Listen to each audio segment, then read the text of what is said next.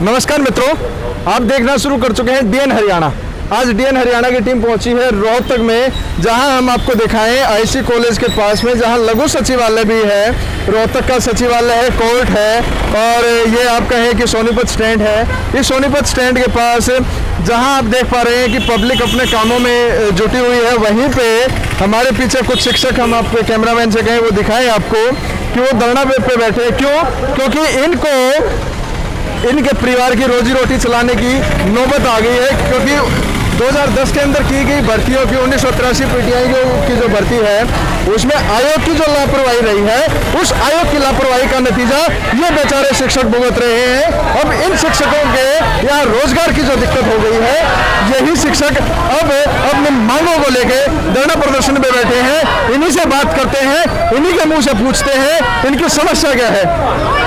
नमस्कार मैडम, जहाँ पब्लिक आप देख रहे हैं सारे आराम से अपने कामों में लगे हुए, आप यहाँ बैठे हो, धरना प्रदर्शन का उद्देश्य क्या है? उद्देश्य है जी, हम पीटीआई 1983 2010 बैच के सरकार द्वारा निकाले जा चुके हैं। बस एक ही मांग है कि हमारी नौकरी बहाल करो। मैडम, अगर जनता को आप अच्छे से एक्सप्लेन करें कि 2010 में आपकी ज्वाइनिंग हुई थी और ये प्रोसेस क्या रहा था कि अब आपको यहाँ से काम से निकाला गया, क्या प्रोसेस पूरी हुई है? 2006 में जी हमने फॉर्म भर दिए थे। उसके बाद हमारा टेस्ट रखा गया आयोग के द्वारा टेस्ट रखा गया 2007 में। वो हमने टेस्ट भी दिया, पूरी प्रक्रिया फॉलो करी। उसके बाद उन्होंने रूल चेंज कर दिया कि जी 8 गुना बुलाए जाएंगे, वो भी हम गए। वो उन्होंने फिर चेंज कर दिया जी, इंटरव्यू में सब आएंगे, हम भी चले गए इंटरव्यू में। सेम प्रक्रिया जो हमारे एंटी विरोधी जी ने हम कह रहे हैं, उन्होंने भी की। उसके बाद जब इंटरव्यू हो गया, लिस्ट लगी जी जाकर 2010 में। 4 साल के प्रोसीजर के बाद हमारी लिस्ट लगी, हमने ज्वाइन कर लिया। वो कोर्ट में चले गए कि जी भर्ती प्रक्रिया में बहुत गड़बड़ हुई। ये है जी पूरी प्रक्रिया। अब माननीय सुप्रीम कोर्ट से फैसला आया कि जो प्रक्रिया अपनाई गई उसमें कुछ गड़बड़े हैं, ना कि किसी भी एक कैंडिडेट में कोई गड़बड़ नहीं मिली। भर्ती प्रक्रिया में गड़बड़ कही गई है, कैंडिडेट में नहीं। अब हमें बिना नोटिस के नौकरी से निकाला गया। मैडम, आपका शुभ नाम? सविता है। मैडम, अब आपके सामने दिक्कतें क्या आ रही है जब आपके से नौकरी चली गई आपके हाथ से? सर, अभी आपके सामने दिक्कतें क्या आ रही है ये जो रोजगार चला गया? पहले तो आपका शुभ नाम बताएं। मैं महावीर सिंह, 2010 पीटीआई जी। तो अब दिक्कतें क्या आ रही है आपको जब नौकरी आपके हाथ से चली गई है? हाई कोर्ट ने भी रिजेक्ट कर दिया, जैसा मैडम ने बताया, सुप्रीम कोर्ट ने भी रिजेक्ट कर दिया है। आप क्या मानते हैं, गलती किसकी है और भुगत क्यों रहे हैं आप, और इसका अभी परिणाम आप क्या चाहते हैं? इसके बारे में बताता हूँ। सबसे बड़ी गलती उस समय के चयन आयोग की थी। उनकी बड़ा फर्ज है, जो क्राइटेरिया चेंज किया उन्होंने किया। कैंडिडेट तो किसी को पता नहीं था। रिजल्ट जब निकाला गया तब उसमें क्राइटेरिया चेंज मिला। कैंडिडेट की कोई गलती नहीं थी। लेकिन उसके अलावा हमें जो तकलीफ हो रही है, सबसे ज़्यादा तकलीफ हो रही है हमारे 38 साथी जो एक्सपायर हो चुके हैं, उनके परिवारों पे जो बीत रही है ना, शायद हमारे पे नहीं बीत रही हो, बीत हमारे ऊपर भी रही है, लेकिन उन पे ज़्यादा बीत रही है। उनका घर का कैसे चलेगा? साथियों ने लोन ले रखा है, उनका लोन की EMI कैसे जाएगी? बिल्कुल उनका मकान बिकने के कागर पर। इसके अलावा एक बात और रखना चाहूँगा सर, सरकार ने हाई कोर्ट में एफिडेविट दिया कि भाई इनके पास पीटीआई के वर्कलोड नहीं है बिल्कुल भी। लेकिन मैं आपको बिल्कुल प्रूफ के साथ दिखाना चाहता हूँ, इन पीटीआईओ ने और हमने, BLO की ड्यूटी होती है और मिड डे मील की ड्यूटी होती है। बच्चे स्कूल में आ नहीं रहे, तो सरकार की तरफ से आदेश आया था कि भाई जो मिड डे मील मिलता है बच्चों को, उनको घर घर तक पहुँचाना है। वो इन्हीं पीटीआई साथियों ने घर घर जाकर पहुँचाया सर। इसके अलावा कोविड-19 में जो सर्वे करवाया इन्हीं पीटीआईओ ने किया, उसमें ड्यूटी है। मैं आपसे अनुरोध करूंगा कि कैमरामैन से बोले कि हमारी ड्यूटी का ये भी देखें। कोविड-19 में हमने ड्यूटी दे रखी है, ये ड्यूटी रही। और सरकार झूठ बोलकर हाईकोर्ट में ये कहती है कि हमारे पास वर्कलोड नहीं है। कुछ साथियों की प्रमोशन हो चुका है। कोई TGT इंग्लिश पे काम कर रहा है, हिंदी पे कर रहा है, साइंस पे कर रहा है, फिजिकल एजुकेशन पे कर रहा है। ऑनलाइन बच्चों की पढ़ाई अब तक जारी है। हम ऑनलाइन पढ़ाई करवाने लग रहे हैं, साथी करवाने लग रहे हैं, और सरकार झूठ बोल रही है कि वर्कलोड नहीं है इनके पास।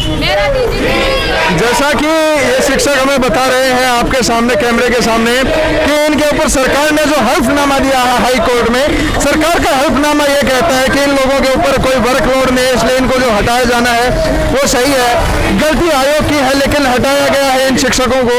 अभी अपनी मांगों को लेकर यहाँ पहुंचे हैं और यहाँ अनशन पे बैठे हैं, आमरण अनशन पे बैठे हैं, जहाँ हम कुछ मुख्य शिक्षक देख सकते हैं कि जो अनशन पे बैठे हैं। आइए उनसे ही बात करेंगे और उनसे ही पूछेंगे कि अनशन कितने दिन से शुरू है। नमस्कार सर। सर अनशन कितने दिन से शुरू है आपका? बस अब 4 दिन हो गए आज। सर मांग क्या है आपकी मुख्य? हमारी नौकरी को बहाल करना। नौकरी को बहाल करें। आपको क्या लगता है कि इसमें रास्ता कैसे निकलेगा? सर इसमें सरकार अगर राजनीति को छोड़ दे तो रास्ता निकला हुआ है, क्योंकि पहले भी कई बार सुप्रीम कोर्ट से हटाए गए थे, उनको सरकार ने रख लिया था वापस। तो ये कह रहे हैं कि अगर सरकार चाहे तो रास्ता निकल सकता है। जो इनका प्रतिनिधित्व कर रहे हैं एक बार इन्हीं से पूछ लेते हैं कि रास्ता कैसे है। नमस्कार सर। नमस्कार सर। सर आपका शुभ नाम? मेरा नाम हरेंद्र है जी। हरेंद्र जी आप ये बताइए कि जो आप लोग मांग रख रहे हैं इसका रास्ता कैसे निकल सकता है? क्या इसका जो कानूनी प्रावधान है, जैसे कांग्रेस भी कुछ कानूनी प्रावधान बता रही है, क्योंकि सुप्रीम कोर्ट से भी मामला रिजेक्ट हो चुका है, हाई कोर्ट से भी रिजेक्ट हो चुका है। अब आपके सामने क्या कानूनी प्रावधान और क्या प्रावधान है आपके सामने? भाई साहब डीएन चैनल के माध्यम से मैं बताना चाहता हूँ बिल्कुल साफ कि अगर सरकार की मंशा से अगर साफ है, अगर वो ये सही में चाहती है कि ये जो शिक्षक हैं जिनका कोई कसूर नहीं है, जिनके कागज बिल्कुल अच्छे हैं, वेरिफिकेशन बार बार करवा चुके हैं, अगर वो चाहें तो एक छोटा सा संविधान पास करें, ऑर्डिनेंस पास करें, सत्र को बुलाएं और बहुत ही सब सारी शक्तियाँ वैधानिक शक्तियाँ उनके पास होती हैं। अगर वो चाह सकते हैं तो 1 मिनट का खेल है, दोबारा से इनको सब साथियों को रोजी रोटी मिल सकती है। तो ये जैसा शिक्षक हमारे साथ हैं अभी ये बता रहे हैं कि अगर सरकार चाहे तो सरकार के विशेष सत्र बुला के, संविधान सत्र बुला के अपना जो प्रावधान है उनको चेंज किया जा सकता है, क्योंकि ये सरकारी नौकरियां जो हैं ये सरकार के द्वारा हरियाणा सरकार की हैं, तो इसलिए जो कानूनी प्रावधान है वो तो सिर्फ और सिर्फ हरियाणा सरकार के पास है। वही सरकार हल्फनामा दे रही है कि इन लोगों के ऊपर वर्कलोड नहीं है। ये हमारे पीछे महिला शिक्षिका हैं जो अपने बच्चों को, अपने परिवार को छोड़ के आई हैं। एक बार इनसे भी इनका दर्द जान लेते हैं और पूछते हैं। नमस्कार मैडम, आपका शुभ नाम? उपासना जी। मैडम आप कितने दिनों से यहाँ बैठे हो? 1 सप्ताह हो गया जी। मैडम क्या आप लोगों को कोरोना का डर नहीं लग रहा? नहीं जी, कोरोना का कोई डर नहीं लग रहा। तो डर किस चीज़ का है? डर अपनी जॉब का, अपने बच्चों का। हमारे बच्चे क्या खाएंगे, भूखे बैठे आज आपको क्या लगता है कि जब सुप्रीम कोर्ट हाई कोर्ट मना कर चुका तो क्या कानूनी प्रावधान? क्यों नहीं हो सकता जी? पहले जो जेबीटी लगे थे उनका भी तो हुआ था। सरकार की यदि नीति होगी तो सब कुछ हो सकता है, यदि सरकार की नीति नहीं तो कुछ नहीं हो सकता।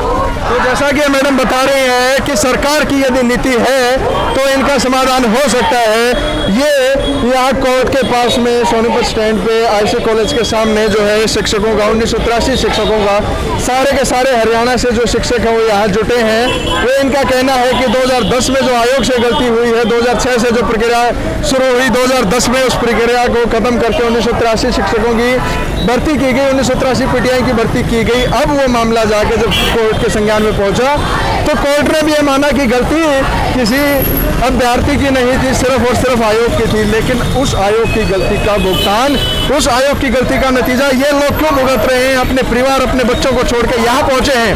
हम सरकार से मांग करते हैं कि सरकार इनकी मांगों की तरफ विशेष ध्यान दे और ये कोरोना का टाइम जो है जहाँ पे लोगों को इकट्ठा तक नहीं होना चाहिए, इनको अपना रास्ता बचाना चाहिए, अपने परिवार, अपने बच्चों का ये जो ख्याल है उसको करके यहाँ बैठे हुए हैं। इनके परिवारों की तरफ सरकार जरूर ध्यान दे। डीएन हरियाणा के लिए मैं पंकज दिनेश के साथ रोहतक से।